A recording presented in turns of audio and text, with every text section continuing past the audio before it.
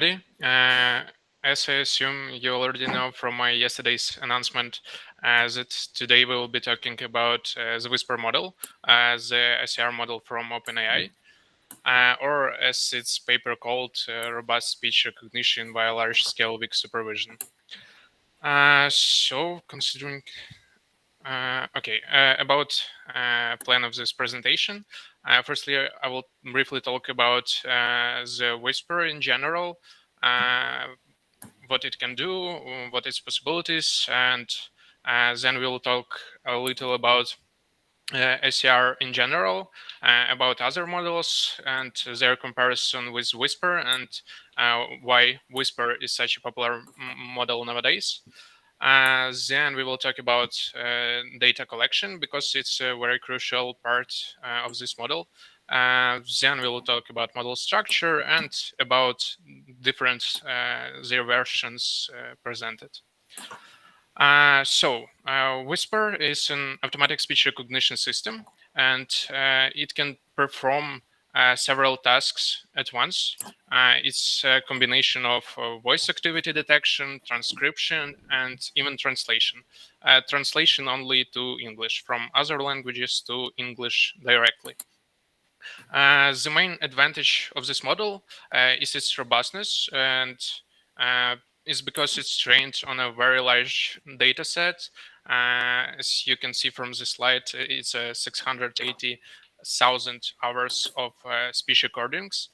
We will talk about data gathering and about this data in general in next slides. But it's important to understand that the most important contributions that the authors of this paper made, it's not the model structure, because it's not very original, and it's the data itself.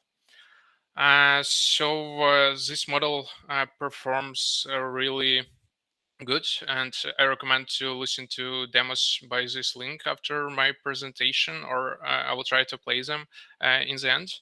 And they presenting that they can recognize speech from recordings with a big noise, recordings from singing, whispering, screaming, really fast and really slow speech, and even different accents. If I'm not mistaken, they presenting the recognition from Scottish accent, and I tried myself on different recordings, and it's really quite impressive. Uh, Even when you try to speak like whispering, and even with a really big, strong accent, it still recognizes the speech. And so let's talk more about this task, about speech recognition, and a little bit about other models. So to compare different speech recognition models, usually the metric VAR is used. It's a word error.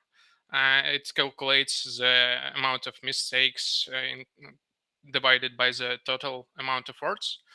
But it's important to understand that the main task for Whisper is to be robust to uh, noise data, to data sets, to data which wasn't presented in the training data set. But usually different speech recognition models are compared by this metric on specific data sets. For example, this is a screenshot from papers with Scott benchmark on the Libri speech dataset. It's a very popular, like a golden standard dataset. It's recordings from audiobooks, and it has a really good quality, and it is very popular for training TTS and ACR models. But usually when you test these models which have high low low this metric, on other data sets its performance is not as good. As I mentioned before, the main part of Whisper, it's data set it was trained on. And for example, in comparison, another popular model before, the largest supervised trained model is speech2, and it was trained on seven data sets, and as you may see, it's only 5,000 hours, and it's a really big difference in comparison with this data set presented by Whisper. But yeah, as you may see, Whisper has not the best metric on the LG speech data set. And this also due to the metric itself. When the authors were training the Whisper, they used a custom normalization to avoid mistakes, like when the word is singular or plural. It's not very important for this task, but it influences this metric, so they used special normalization for it.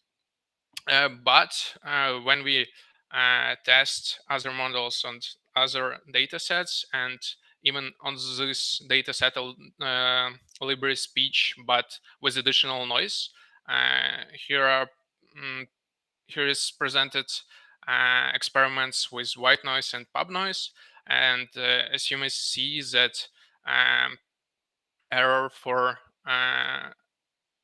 recordings without noise is not the best in Whisper, but as the bigger noise gets, the better performance in comparison with other models.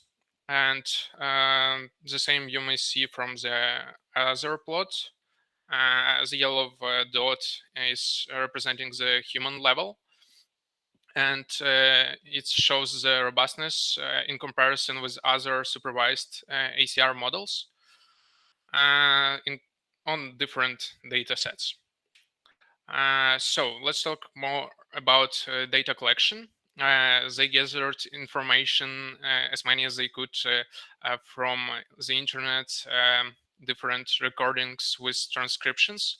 The problem with these recordings is that they have different quality, and it's good as they have recordings from different speakers, setups, languages, environments, and so on.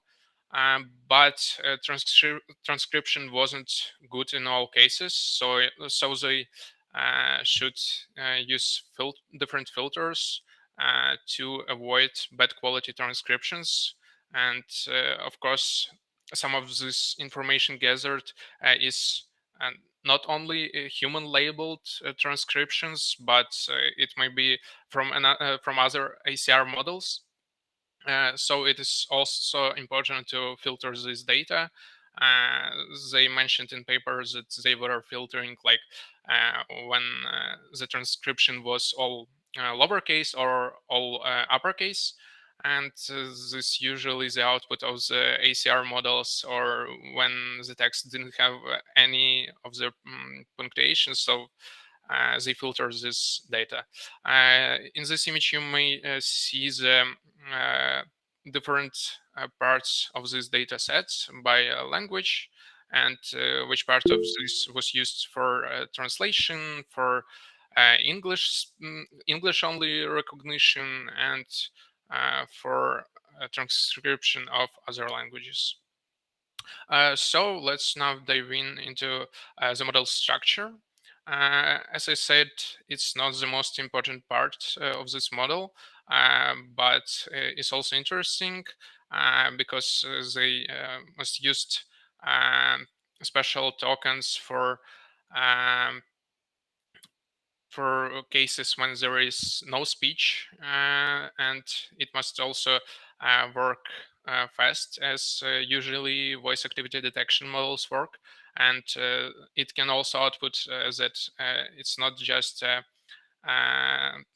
recording without speech, it's recording with background music, for example.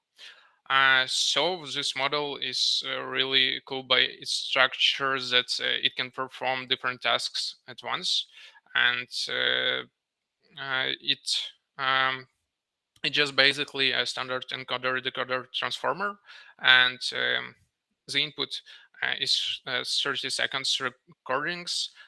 They all resampled to 16,000 hertz, and they used standard short-term Fourier transform, and then ML filters from Librosa, and that's the input for the transformer encoder.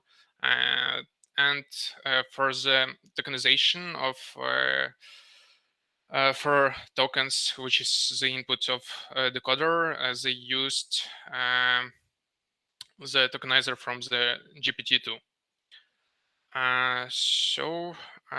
Let's talk now about different types of this model. They presented different sizes. Uh, this tiny model, it's it can only perform English transcription.